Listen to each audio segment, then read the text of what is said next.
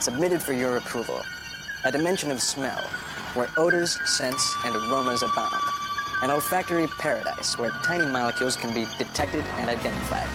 You are about to enter into the awe and mystery of Bill Nye the Science Guy. Bill Nye the Science Guy.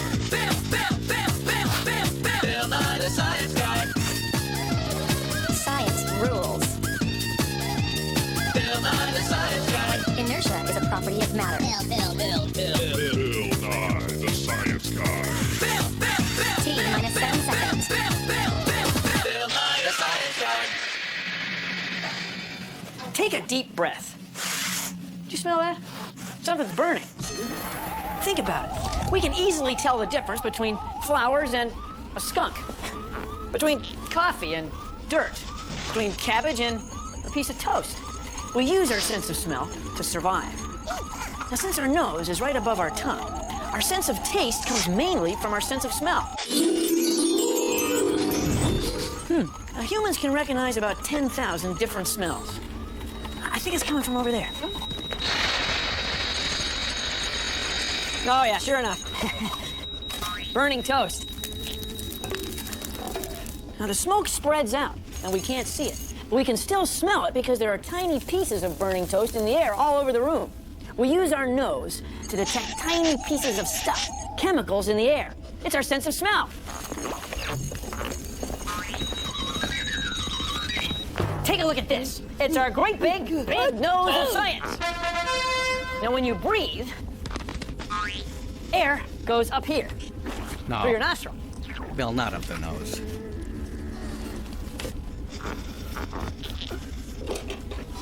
Up here Ooh. in the nostril.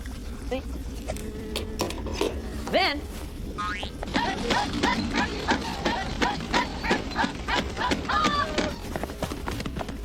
it follows along this curve, and some of the molecules dissolve in your mucus, the goop inside your head, and they get picked up by your epithelial olfactory nerve cells, your smell cells. They can detect one molecule in 10 million. Wow. Here's how they work. Different molecules have different shapes, and our smell cells can detect those shapes. Sometimes they fit perfectly, and you smell that molecule right away.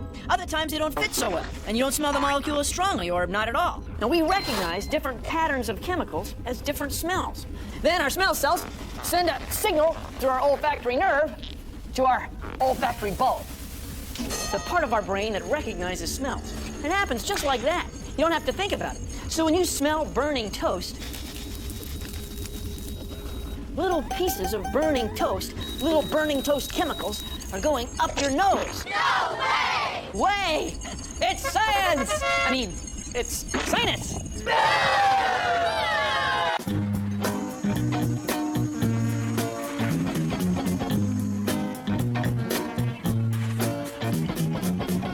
And I can teach you some homemade pie.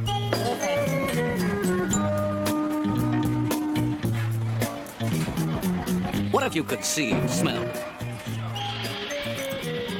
The comforting aroma of a cup of cocoa. The mouth-watering fragrance of home-baked cherry pie. And the warm company of friends and companions. And what are you having? An offbeat story about the volatility of molecules and too much cheap perfume. You okay?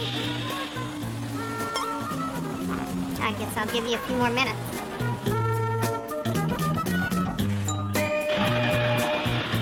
Make it your business to visit the Snoot Tea Cafe, where the coffee's always hot and the atmosphere is always volatile.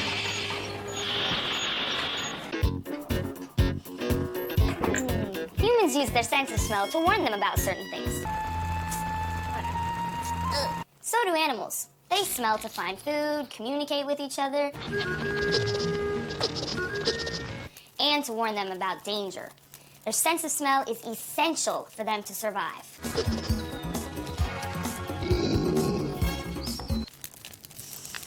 Oh no! My cookies! From the producers of Sense and Sensibilities, and the director of The Agony and the Smell of Me, Smell Gibson stars in Rancid. Got your kid. Look, I got one thing to say to you. Give me back my son!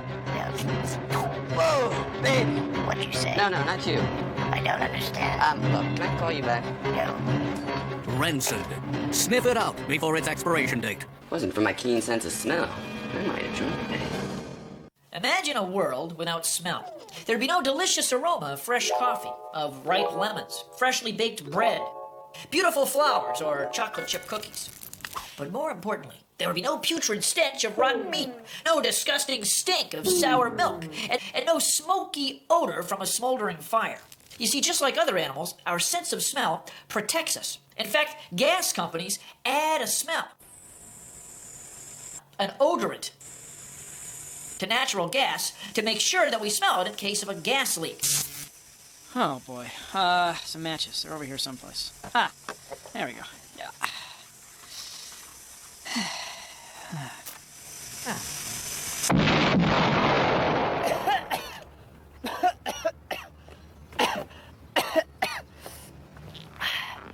Now you see, that is exactly what I'm talking about, okay? I'm just glad that everything is back to normal.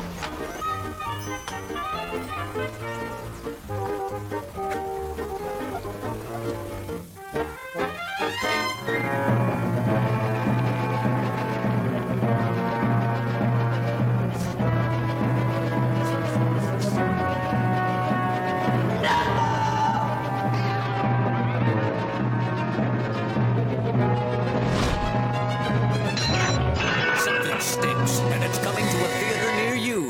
It's Rancid.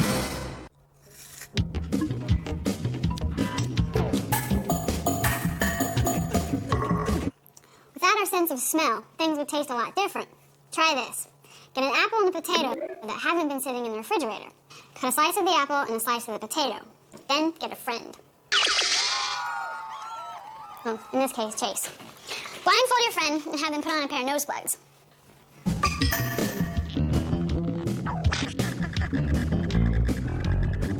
Can you see or smell anything? No, I cannot. Good. See if they can tell the difference between an apple slice and a potato slice, and they can't smell what they're tasting. Okay, ready? Huh? Hands. First, the potato. And now, the apple. Okay, which one's the potato? I don't know. See, it's hard to tell because we depend on our sense of smell so much. Did I mention that without our sense of smell, things would taste a lot different? Well, I should have said that without our sense of smell, a lot of things would taste the same. Scout is specially trained to hunt termites and carpenter ants. She uses her sense of smell to do that. Are you ready?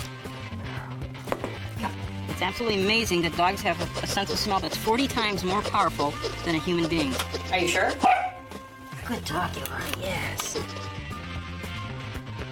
These are live termites. She can smell them, but I can't. They give off a chemical odor. They're called pheromones. Search. Search for T, Scout. Search for T. Search. And you and I can't smell it, but she can. Come on, wait. That's her signal that she wants her cheeks scratched. Yes, I'm not running. Okay. We smell with our noses. So do elephants, bunny rabbits, dogs, cats, donkeys, even dinosaurs smell with their noses. But what happens if you don't have a nose? How do you smell? Let's say you're a moth.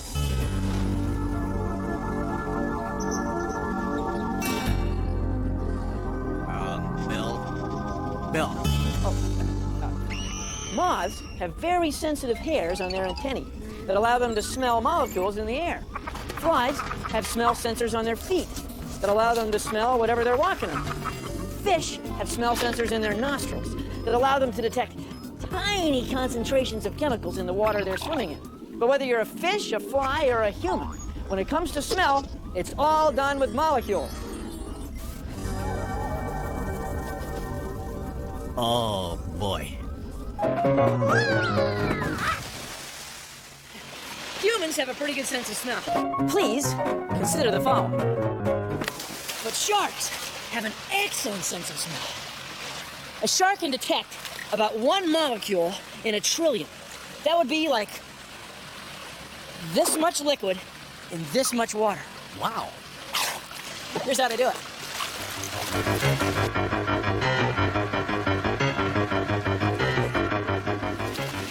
Sharks have a lot more smell receptors in their noses than humans. And a third of a shark's brain is used for interpreting smell information. We humans use only a small part of our brain for smell. See, smell is much more important to a shark, so they can detect very small amounts of molecules in huge volumes of water. Well, thank you for joining me on...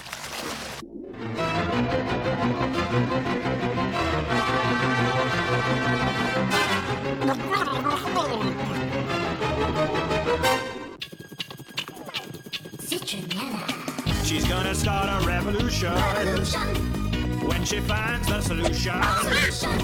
Yeah, when she launches, she's pure old-fashioned action. Even flies stand by for Citronella Jones. Something's rotten in Belltown. Just follow your noses, boys. A perfume counterfeiter is around here somewhere. Well, well, well. I knew there was something rotten in Denver. Wait a minute, Citronella. I didn't do nothing. That's not what my olfactory epithelium is telling me. I smell trouble. This place reeks worse than a high school dance. Good thing humans are sensitive to more than 10,000 different smells. Oh, that don't mean nothing, Citronella.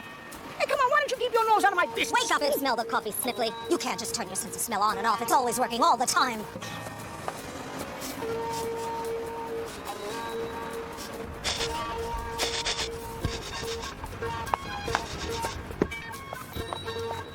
Keep looking, boys. I can smell it's around here somewhere.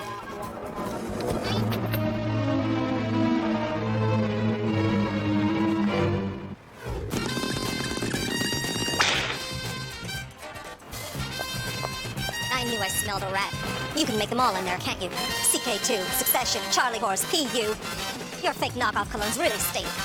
If you want to smell like roses, keep your nose clean. Oh, Citronella. Hey! When you smell something like this orange, you're inhaling molecules from the thing you're smelling. Itty-bitty molecules of orange are actually going up my nose. My cookies! Your nose. It smells almost like apple pie. Wow. I thought it smelled like apple cider. It is apple pie, though. Oh, it is? Hot apple pie. Yeah. Cinnamon. Hot apple pie. Wild cherry. Mango. Blueberry. Peach. This one smells sweet, and this smells like sour. Like the strawberry, Really? It doesn't smell like the regular strawberries. Your nose gets tired, I guess. Hi, kids. It's time for Yo-Ho the Clown!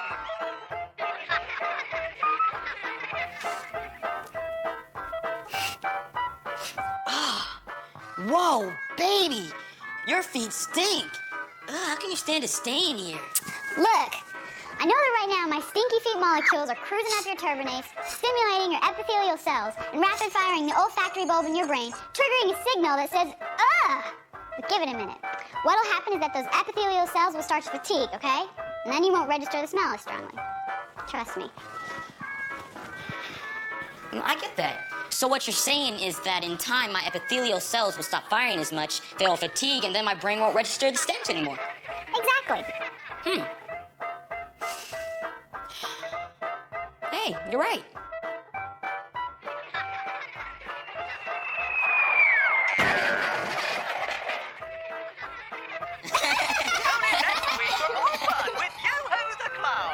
Chase, eat these cookies.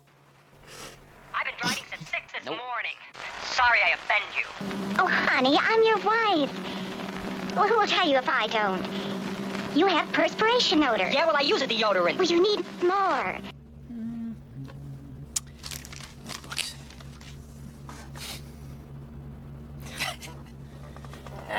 Pond scum. Reminds me of when I was a kid, back at summer camp.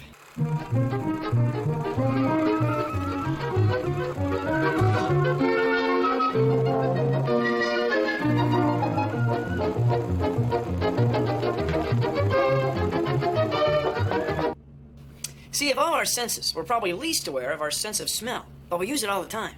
It's always working.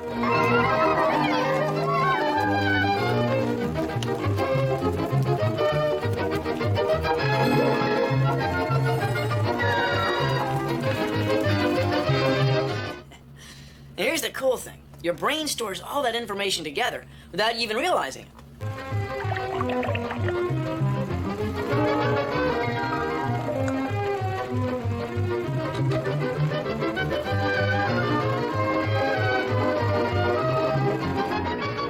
When you spend your summers around ponds and pond scum, your brain stores all those memories together, so that later on, when you smell pond scum, it triggers all the memories that were stored along with it. I have in my hand pond scum science! Pretty cool, huh? Ah, meteorite dust.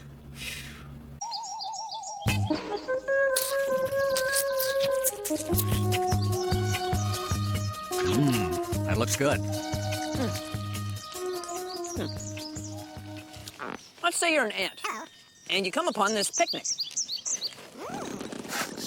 And you think, wow, look at all this great food. How can I get it home? Well, if you're an ant, what you do is leave a chemical trail, kind of like this mustard trail.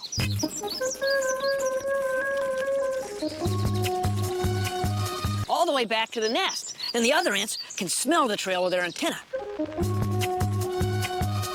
Then the other ants go, ooh, yummy, food up there. And they can follow the trail to the picnic. Now, the thing is that ants use chemicals to send all kinds of signals. That's how they communicate. Let's eat. Okay.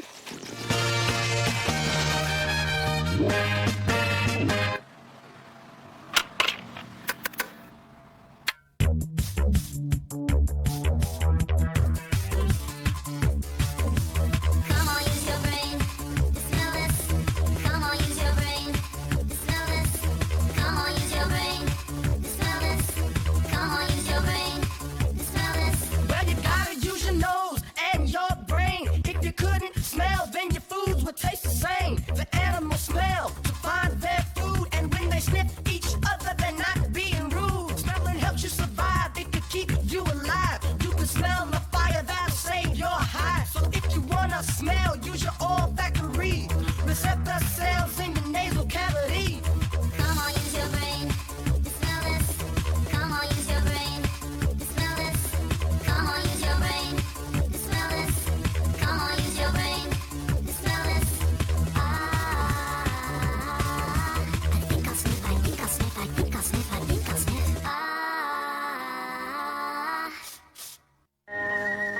Well, that's our show. Thanks for watching. If you'll excuse me, I've got some turbulent vortex diffusion coefficients to estimate. See ya! Man, I'm hungry. That smells good. Produced in association with the National Science Foundation. There's smell. And then there's smell. Skunks use smell for defense. See, if an animal messes with a skunk or threatens a skunk, skunks squirt them with a foul-smelling spray. Usually aim for the face because the spray also stings your eyes. So if you're an animal and you're going to go blind for a while and your own sense of smell is going to be completely overwhelmed by the smell of the skunk, well, you would learn to avoid skunks. He's got his tail up. See, skunks have a super system of defense using scent, using smell. It's a great system, really. No sudden moves. A system that other animals should say is really great. One slug of spray coming up.